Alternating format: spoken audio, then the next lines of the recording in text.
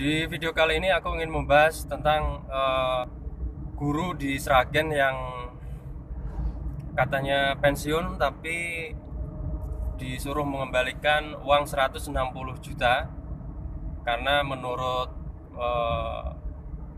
penjelasan dari pihak yang berwenang harusnya guru itu pensiun di umur 58. Jadi ada kelebihan masa kerja 2 tahun dan dia diminta untuk mengembalikan. Nah,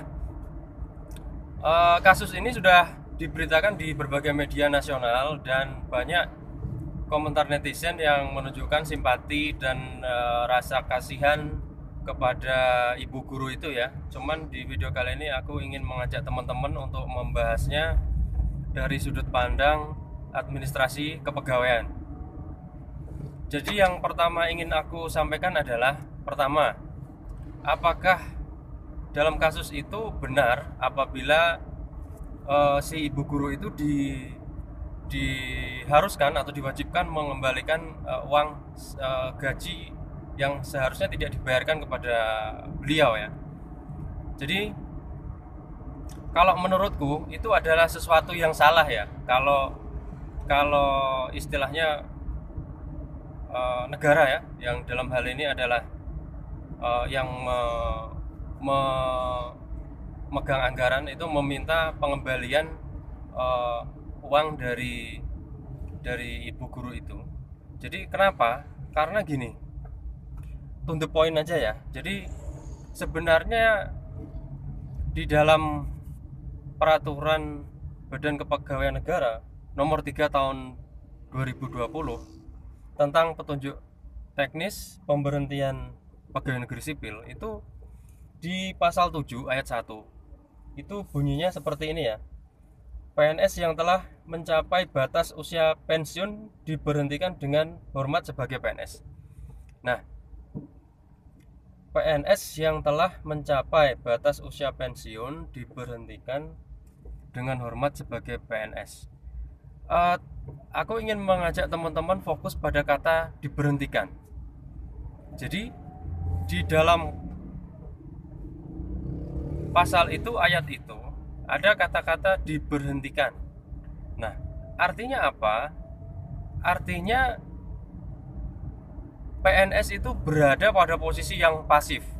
Dan artinya tersirat ada kewajiban oleh pihak yang berwenang untuk memberhentikan. Nah, siapa yang wajib memberhentikan? Tentu yang wajib memberhentikan adalah pejabat yang berwenang ya. Kalau aku nggak salah ya mungkin pejabat pembina kepegawaian ya. Nah, kalau di dalam struktur pemerintah daerah biasanya itu mungkin bupati ya. Nah, lebih jauh di dalam peraturan BKN itu ada prosedur yang sebenarnya sudah jelas, yaitu memang pertama itu untuk pemensiunan atau pemberhentian itu inisiatifnya itu berasal dari BKN ya. Jadi pertama BKN itu mengirimkan daftar nominatif pegawai yang kira-kira akan pensiun pada tahun ini atau pada tanggal ini kepada Badan Kepegawaian Daerah.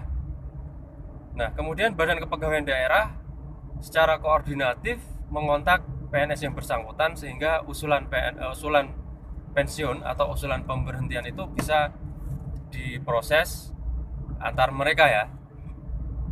Nah, memang terkesan lucu ya.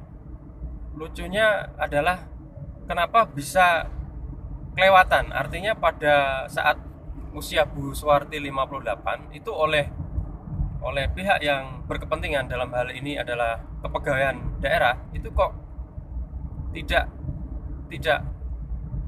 tahu ya bahwa pada saat itu harusnya dia sudah pensiun. Dan artinya dia punya kewajiban untuk memberhentikan itu tadi ya, atau memensiunkan tadi pada umur 58. Nah, kenapa? Nah, jadi kalau untuk pensiun yang memenuhi batas usia pensiun itu memang yang mengajukan adalah unit pelaksana kepegawaian. Kecuali kalau PNS itu mau pensiun dini atau pensiun lebih dini atau pensiun atas permintaan sendiri, dia memang secara inisiatif harus mengajukan sendiri. Seperti itu. Meskipun dalam persyaratannya kalau tidak salah memang ada terbaca ya, ada permohonan pensiun dari yang bersangkutan. Tapi kalau secara prosedural itu memang harusnya memang unit pelaksana kepegawaian yang mengusulkan atau menginisiasi ya. Nah, kenapa aku berani ngomong kayak gini ya? Karena memang aku pernah bekerja sebagai staf kepegawaian selama 2 tahun ya, kurang lebih 2 tahun. Dan kita yang bekerja di kepegawaian itu biasanya memiliki yang disebut dengan daftar pengawasan ya. Jadi kita punya daftar pengawasan pegawai yang akan pensiun dalam setahun 2 tahun ke depan. Jadi kita sudah punya. Jadi si A, si B, si C, si D inilah yang akan pensiun dalam waktu dekat, sehingga sedikit-dikitnya atau sekurang-kurangnya 1 tahun sebelum yang bersangkutan itu pensiun, kita sudah mengusulkan pensiun itu. Jadi kita yang punya kewajiban, kepegawaianlah yang punya kewajiban untuk mengusulkan pensiun. Nah, kembali ke kasus Bu Suwarti tadi, kalau kasusnya seperti itu, duduk permasalahannya seperti itu, berdasarkan prosedur khususnya terkait peraturan BKN seperti itu ya, mungkin ada peraturan-peraturan lain yang juga relevan. Jadi harusnya yang di TGR atau dituntut ganti rugi itu adalah harusnya pejabat-pejabat kepegawaian yang bertanggung jawab terkait hal itu. Karena atas kelalaian yang bersangkutan itu terjadi pembayaran berlebih itu tadi ya, 2 tahun. Yang harusnya pensiun 58 akhirnya terbayar gajinya hingga 2 tahun, yaitu sampai umur 60 tahun. Nah, andai kata mau dilakukan tuntutan ganti rugi, harusnya ditujukan ke mereka. Kalau untuk kuasa pengguna anggaran atau pejabat pemegang anggaran, itu biasanya sih mereka cuma sekedar berwenang untuk membayarkan ya. Jadi biasanya memang kalau terkait pembayaran itu yang bagian keuangan itu memang tidak terlalu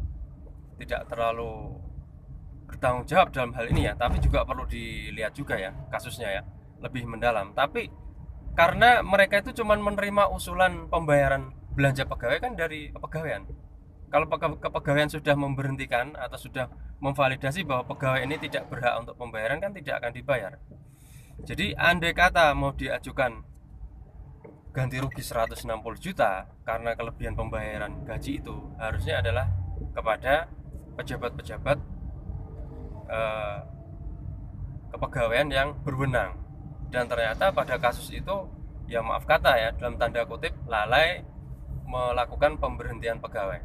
Jadi kembali lagi ya ke peraturan Badan Kepegawaian Negara tadi.